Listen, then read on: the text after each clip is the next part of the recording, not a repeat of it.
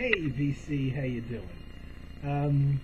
As my little dedication to Panique's 1960 Robin Boston. How he always did the album cover things with the music playing in the background. Don't actually know if you can hear the music in the background. I've avoided doing this in the past because of the copyright thing. But it's the first CD I've bought in a few months. With the unemployment situation, I had to stop buying music, and so I haven't really gotten anything since about Christmas time. But I had some credits and spent all of $5 to get a brand new sealed CD. This is Tremel Stark's keyboard player. He did an album played entirely on synthesizers by him of Aaron Copland pieces. And I just learned about this CD, but apparently it came out in 1992. And it's incredible, you know, especially with the 1992 technology. It's all synthesizer. He gets incredible orchestral colors from the synthesizers. And the pieces are real nice and easy to get to. I mean, Aaron Copland wasn't an avant-garde, difficult composer kind of thing. So the pieces are great, and I'm gonna do. I have two other Tremel Stark's albums that I want to talk about that I bought in 1990 when they came out, and he was totally unknown to me.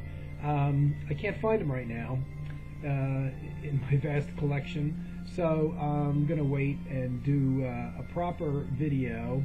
I don't have a whole lot of history on them, but nice new age, you know, I kind of hate to use that term in a way, keyboard player. He's done, in recent years, mostly religious themed albums and hymns and that kind of thing. It's not really my thing. But this Copland thing I just got today, and it's really sweet because it's the first new album I've had since Christmas. So it's nice to hear something new. But today, despite that long introduction, I'm not actually going to do a video on music CDs. I wanted to because both Robin Boston and Carm have really been getting into heavy music releases.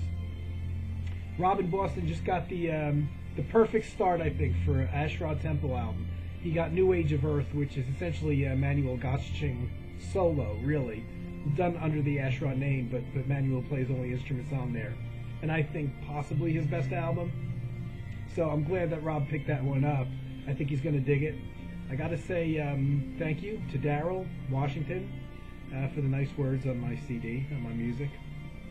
And Carm's last video was great, and I really want to. I want to get back into that ECM vein. Not that I'm going to do exclusively ECM stuff. I got a couple things I want to do. Specifically, an appreciation of Bar Phillips. I think I'm going to do just one video of his. But today, I pulled these CDs out, and right now I kind of want to do music stuff. But thematically, I wanted to do something different today. And I pulled these CDs out, and they're just going to sit here until I do the video. So I'm just going to do the video. Pardon me for 1 second. For not being prepared. Oops. I just grabbed this CD box, and I had a bunch of papers in there, and they just all fell out. All over the place. Boy, that's professional, I bet you're saying. Today, just so I can put these CDs away, I'm going to do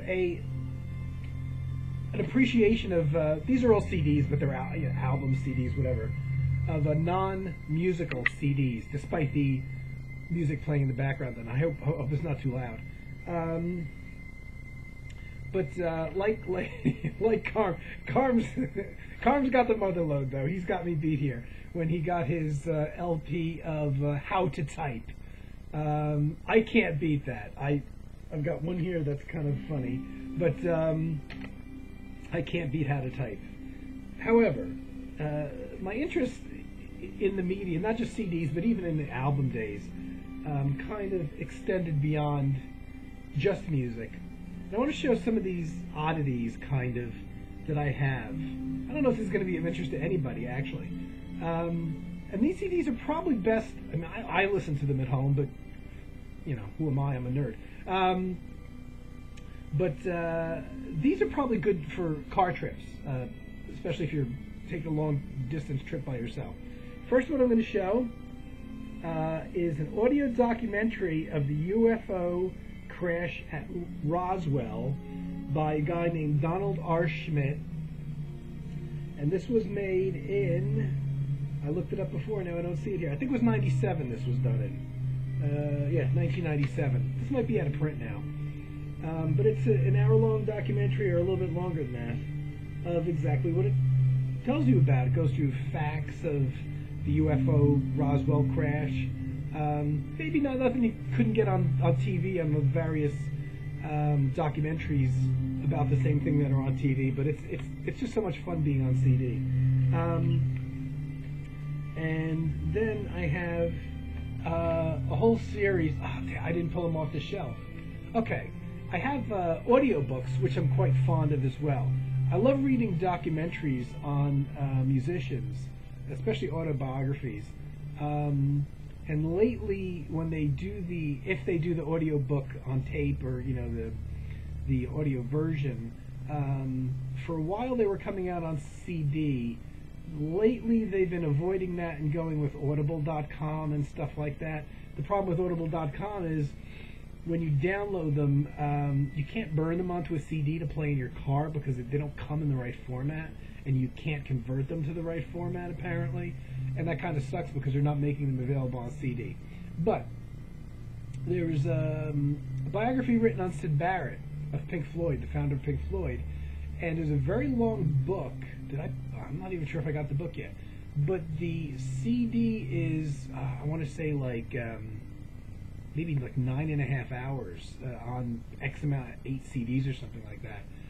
It's called A Very Irregular Head, and it's a nice big box set, not too cheap, available on CDs. It's fascinating. I like some of Pink Floyd stuff. I'm not even that big of a fan of the Pink Floyd stuff with Sid Barrett. It's his story that's interesting. If you know anything about it, it's absolutely fascinating, and this book was particularly well researched by this hardcore fan, longtime fan of Sid Barrett. So, you know, this guy really went digging in tons of details, and at like 9.5 hours, man, you could drive from here to essentially eternity listening to it. I have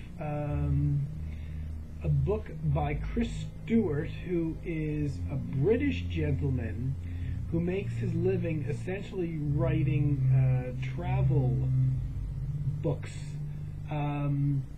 Well, that's probably what he's kind of best known for in the public eye.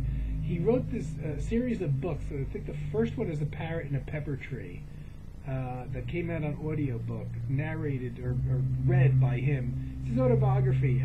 Basically, struggling guy trying to earn a living. Him and his wife decide to take off to Spain and move into a house that has no electricity. They don't have any neighbors, particularly difficult terrain, and it's just it's a true story. It's his life story, and he followed it up with a couple books, which pick up where he left off. But the first one, I'm hoping A Parrot and the Pepper Tree is the first one. It might not be. I think it is. And it's fascinating because he's not a rich guy, trolling around buying a house here and there. It's a fascinating, the struggles he went through. Didn't even have telephones initially in this day and age. And I want to say he moved there in the 70s or early 80s, possibly, probably the late 70s. And he's probably got more success from writing this book and the two that subsequently followed it than he did prior to that. So he didn't have a lot of money to play around with, and he was surprised when the book was probably bestseller in England somewhere. Very fascinating. So I have that, and if I had prepared, I'd pull it off my shelf. I'm looking at it, but there's about 50 things piled on top of it. So let me show you what else I did pull out, though. Lights Out. Now, if you're of a certain age, and even though I'm too young for this, you may have heard of this radio program in the 40s, possibly started maybe even before the 40s, called Lights Out. That was essentially television before television was around. It's incredible that some of these shows were saved on tape, because all this stuff was done live, and I don't think they did rebroadcasts back then. So it went out live on the air, and you were there to hear it, and it was gone, and that was it. I guess over the years, some engineers recorded some of these probably for their own purposes, and it took them another 30 years for people to come to the decision that maybe folks might like to hear these, because I know a lot of these old radio shows originally came out in LP, and that probably didn't start until probably the early 70s, more as a nostalgic thing maybe. But when they first created these, they never thought of any kind of longevity or of reruns and playing them. So a couple stories here. One is from 1942, one is from 1943. They're mysteries.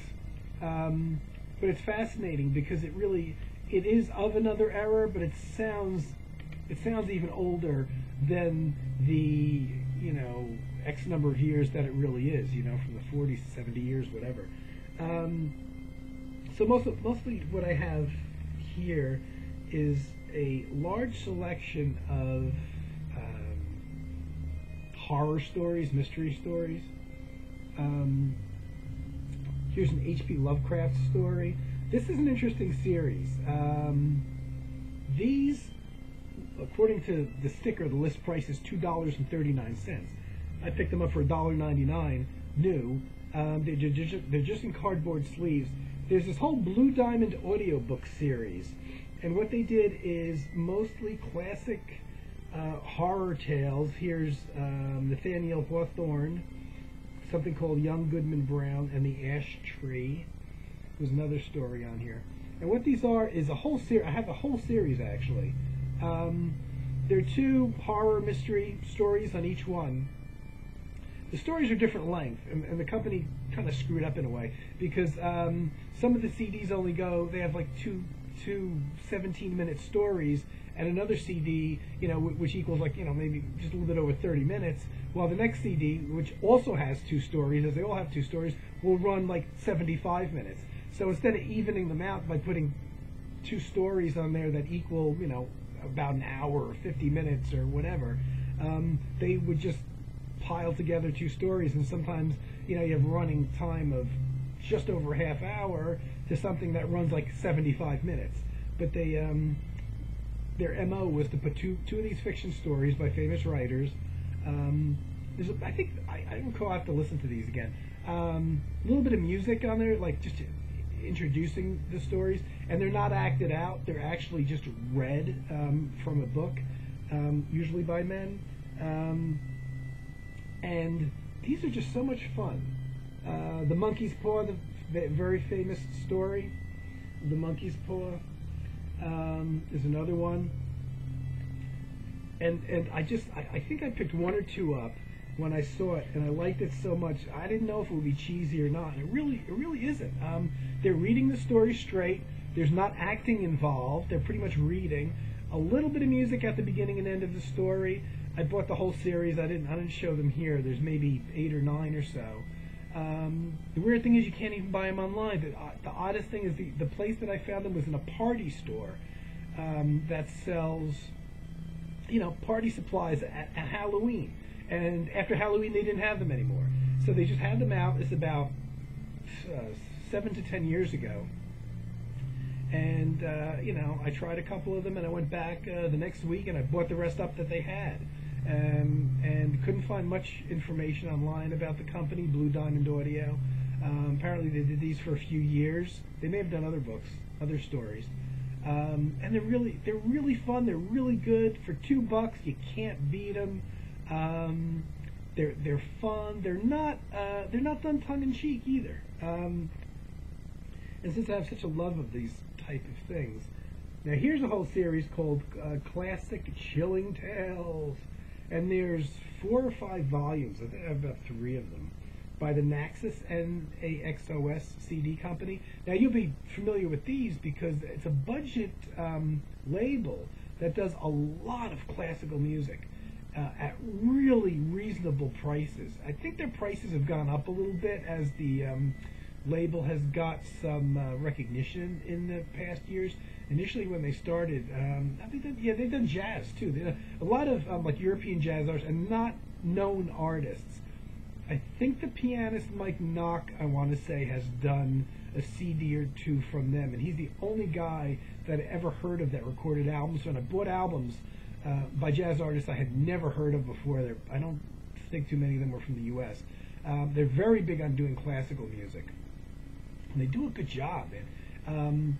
And it's a budget CD label, and these CDs, the Classic Chilling Tales, they're really long. They have like each one has 2 CDs in it, and these are narrated. There's like classical music that plays throughout or at various moments. But these aren't quite as cheap as the Blue Diamond Audio ones were. And a lot of these are real classic, old tales, like by Ambrose Pierce. And I heard of the writers. I hadn't heard any of the stories. They get real actors, not people that you've heard of necessarily, but people from the Central School of Speech and Drama, male and female both. I think these were primarily coming from or recorded in England, because all the actors that I've seen that do these are British. And this is much probably higher production standards than my beloved Blue Diamond Audio Classics, but I gotta tell you something, I think I like the Blue Diamond ones a little bit better. These are fun, they're very professionally recorded, they have real actors, but the actors kind of act, and so they're reading the story, and sometimes they get overly dramatic, and it may work for you, and sometimes it actually takes me out, when all of a sudden the guy starts yelling, where prior he was just reading the stories. So oddly enough, I still recommend them, especially at the reasonable prices that they go for if you like this kind of thing. But oddly enough, the Blue Diamond, the budget things are really, I just love. They're my favorite. I'm going to try to do this quickly because this is a particular absolute favorite CD of mine called Ghost Gallery. And a lot of people would look at this as being a kid's CD, and it's not. I picked this up. I knew nothing about it. This is a bunch of short stories. There's one that's 10 minutes, but there's some that are under 2 minutes. 4 minutes, 5 minutes, 6 minutes. Done by an actor, this guy Tom Willett, an older gentleman who did a lot of television acting and is probably, I believe he's in his 70s now. I think he's retired from acting. He does, because he's moved to Tennessee. He's got a channel on here, probably doesn't need me to promote, but he's got a YouTube channel where he puts something up pretty much every day called, his name is Feature Man, and he'll go into acting stories and famous actors he's met because he was in Hollywood acting for decades. He did TV series. If you've ever heard of the TV series Dear John, he was a regular on that. And I knew nothing about Tom Willett, and I had never seen Dear John when I bought this. There's nothing R-rated about this, like you couldn't play it for kids, but it's so fun. For a long time, it's probably my favorite non-musical thing to play in the car of all time, probably.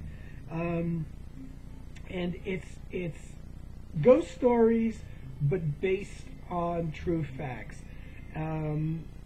And I guess kind of extended, But Tom Willett wrote the stories, apparently. He narrates the whole thing, and there is some very kind of early 80s digital synthesizer music, very, very simple stuff that plays along underneath. And you can tell it was done by one musician. What I didn't know for many, many, many, many, many years, until I discovered Tom Willett on YouTube, of all places, was that he did the music as well. And the thing that made me realize he did the music was one of the, amongst many things he does on YouTube, he plays piano. So you see him playing like in a boogie woogie style. He writes songs. He's a great piano player. Like I said, in that boogie woogie style, he sings. He does his own songs. He does cover versions of other people's songs. He's even got a financial channel. I don't think it's the same Feature Man, but you could find it if you're looking for that. He does. If there were no other channels on YouTube, you could still spend your whole day watching him. He posts so much stuff. And the stories, I love the stories on this. They're so fun. They're based on true stories and supposedly things that really happened involving the uncovering of King Tut's tomb and things that happened about ghost sightings in the White House over the years. And supposedly like the ghost of General Patton. And I remember a strange coincidence involving Bela Lugosi's funeral, which I don't recall what the story was now. But it's fun stuff. It's light. It's easy. It's not necessarily meant for kids. It's out of print, but there's copies around. And I thought this was probably put out by Tom himself until I got to ask him, and he said, no, actually, a company came to him, and he did this for the company. He wrote the stories. He did all the narration. He even wrote the music, but he didn't own the rights. He said he might attempt to get the rights back and re-release it, and I encouraged him to do it because it's just so much damn fun, that CD. And then I have some other, going along the Lights Out route. There's a series of early radio dramas, from 1938. I don't know, whoever thought to record these was probably a genius because, like I said, they didn't rebroadcast stuff back then. It went out live. So the Dracula Saga, based on the book from 1938. This is all part of a box set I bought. The Frankenstein. There's actually two different stories on here, radio broadcast. The first one from 1944. The second one from 1955, just getting into the television era then. Again, radio recreations, variations on the original story. And they used a picture of the Wolfman, but it's a story not related to the Wolfman movie. But there's one called The Werewolf from 1944, and the famous Dr. Jekyll and Mr. Hyde story from 1945. Nobody had TVs then. So that's together in a box set. Very cool stuff. If you like, hopefully this isn't a waste of time for all you people. My next series, which I really dig, I want to get the whole series of these. It's musical, but it's not musical. There's an entire series. Damn it! Let me choose another one to look at. These are budget CDs that are the story of very famous, very mainstream, but very famous classical composers. This one is the story of Beethoven in words and music, and it's just somebody narrating, telling you the most important facts of the careers and life of the famous composers. They're all about, well, this one's 77 minutes. They run from like 62 minutes to 77 minutes. And it's almost like taking a class, I mean, I guess if you're in school, you don't want to hear more stuff like that, but I haven't been in school for decades, so these are, I listen at home, but most people don't. These are almost like perfect for car listening if you're just sick of music or just want to hear something else. Or just, I honestly don't know that much about these mainstream classical artists. When I listen to classical, I cherry pick weird things, or I'll listen to Shostakovich or modern classical composers. But I'm only slightly familiar with some of the more better known mainstream older artists like Beethoven. Now, we've all heard this music, believe it or not. I had a high school teacher, music teacher, that taught us, these classical tunes. And he put on a record and everybody started laughing. And they're like, oh yeah, I know that tune, but that's the soundtrack to Bugs Bunny cartoons and Warner Brothers cartoons and that kind of thing. Well, guess what, guys? Those old cartoons all used very mainstream classical music as their background, and who knows? Nobody paid attention to it. You just thought it was cartoon music. So you'd be surprised that the tunes that just from watching cartoons as a kid, no less than maybe movies as an adult. Fantastic series. And these, I forget what the list price is for. It's like $5.99 or something. So I have Beethoven. I just randomly pick up whichever ones I can get. Story of Handel. In words of, they give you their life story. Sometimes other composers they were close to that were famous. They play small samples of their work. Almost exclusively, it'll be like, oh yeah, I know that work. Here's Dvorak. There's a whole series. I want to get this whole series. Like I said, really good for car listening. If you're burnt out on music for whatever reason, or just want to hear somebody's voice and you don't want to listen to political talk radio or something. And I guess they figured, now this is the only one that I have that I stuck two guys together, Vivaldi and Corelli, which kind of surprised me because Vivaldi you would think would be well known enough that he would get his own CD, but for some reason they thought, we're going to stick these two guys together. 72 minutes, so they do, about 36 minutes on each one. Fantastic. Maybe they're a little dry for some people, but you don't expect a lot of yucks when you're listening to a biography on classical musicians. And that whole series is, I don't know when they came out. They're not terribly old. 1993. Well, that's older than I thought. But they're still in print. At least they were. And I want to get the whole collection. Good for cars. That's pretty much all I have. The closest thing I can add to this, as far as something unusual and funny, slightly, is handling stress with humor. This is an actual CD that I got as a result of my running time, 43 minutes. I got from my they sent an email from my former employer that I worked at for 20 some odd years, and at one time they sent out an email saying, hey, anybody wants these free CDs, just send your name and address to this company. So I don't know if it's a company sponsored thing, I don't pay anything for it. It's pretty damn obvious stuff, and you can see, take a breather, like you never thought of that yourself. Take time to share good news. It's kind of, it's only one level of excitement above how to type, I'm sure. But that's my little oddity CD. Okay, guys, I'm going to be back real soon with a musical thing. I wanted to do this, and this is probably totally worthless. Still got Copeland playing in the background. I don't know if you can hear it or not, or Tremel Stark's doing Copeland. I'm going to come back with something that probably you'll like a lot better than this very soon. Thanks for all the kind comments. Rob just did a video, and it's been a while.